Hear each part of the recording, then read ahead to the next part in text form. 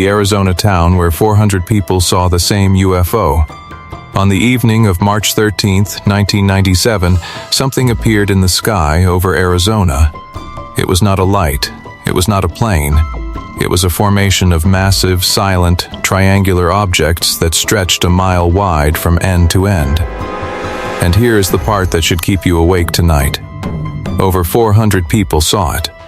Doctors, police officers, teachers, the former governor of the state. All of them described the exact same thing. And to this day, the United States government has never given a real explanation. This is not a story about some grainy footage captured on a shaky phone from a field in the middle of nowhere. This is the Phoenix Lights case, the most widely witnessed and well-documented mass UFO sighting in American history. And what happened that night changes everything we think we know about what is watching us. Let's go back. Phoenix, Arizona. A warm, clear Thursday night. Around 7:30 in the evening, residents in the northern part of the state began calling local police stations and newsrooms. They were reporting something strange in the sky. A line of bright orange-white lights moving in a perfect V formation. Slowly. Silently. Too low to be a satellite. Too coordinated to be a fleet of separate aircraft. One witness described it as a giant carpenter's square made of light, gliding across the stars. Another said it looked like a boomerang-shaped ship with individual orbs attached underneath, each one glowing like a small sun.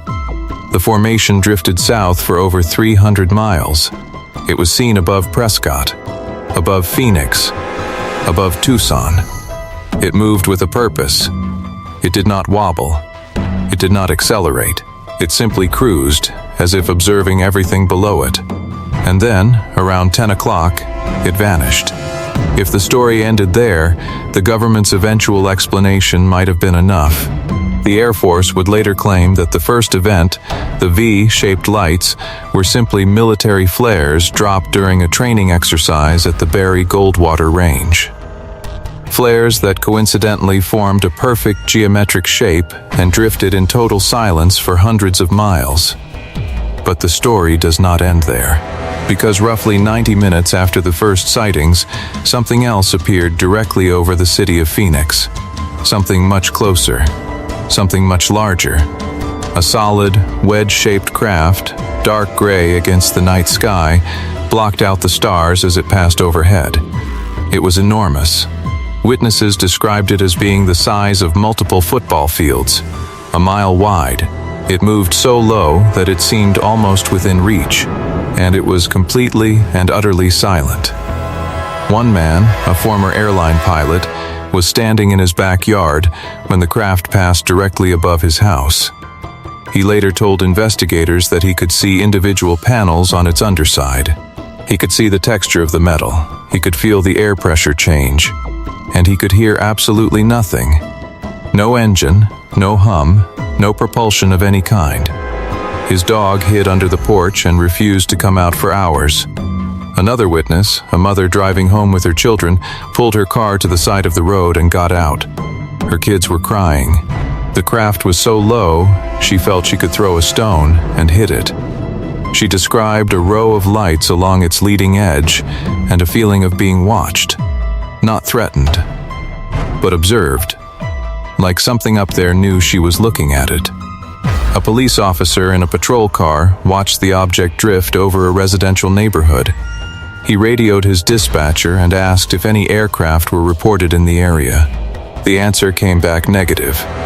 He sat in his car for 10 minutes after it passed, trying to process what he had just seen.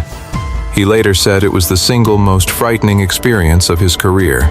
The former governor of Arizona, Fife Symington, also saw the craft. But at the time, he did not admit it publicly. In fact, he held a press conference the next day in which he mocked the entire incident. He brought an aide dressed in an alien costume to the podium. The room laughed. The news cycle moved on. The Phoenix Lights became a joke. But years later, after leaving office, Symington admitted the truth. He had seen it too. He had stood on his patio and watched something impossible fly over his city. He said he had made the joke to calm public fear. He said he regretted it. He said the object he saw that night was not of this world. Let that sink in. The former governor of a state, a man with everything to lose politically, admitted on the record that he witnessed an unexplainable craft in the sky and then helped cover it up, and the Air Force never changed its story. Flares. Just flares. But here is the problem with the flare explanation. Flares fall. These lights did not. Flares flicker and die.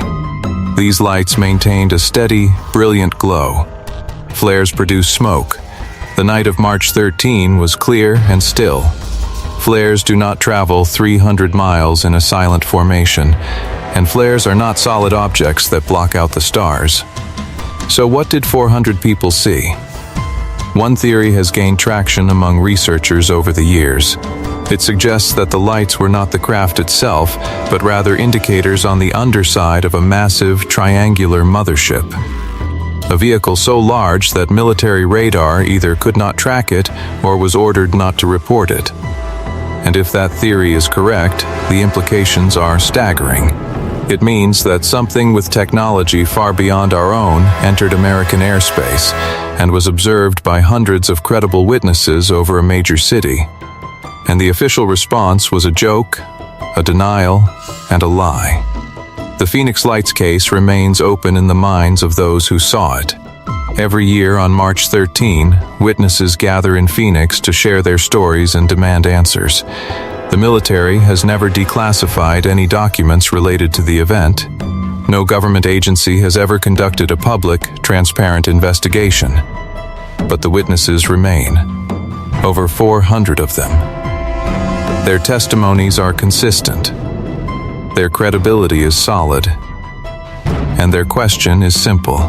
If it was just flares, why did a police officer see a solid craft the size of a city block? If it was just flares, why did a pilot see individual panels on the underside of a massive machine? If it was just flares, why did a governor wait years to admit the truth? You can choose to believe the official story. It is easier that way. Comforting even. Flares make sense. Flares are explainable. Flares let you sleep at night. But 400 people in Arizona know what they saw. And maybe, somewhere out there in the darkness, something knows that they saw it too. Maybe it's still watching. Maybe it never left. Sleep well.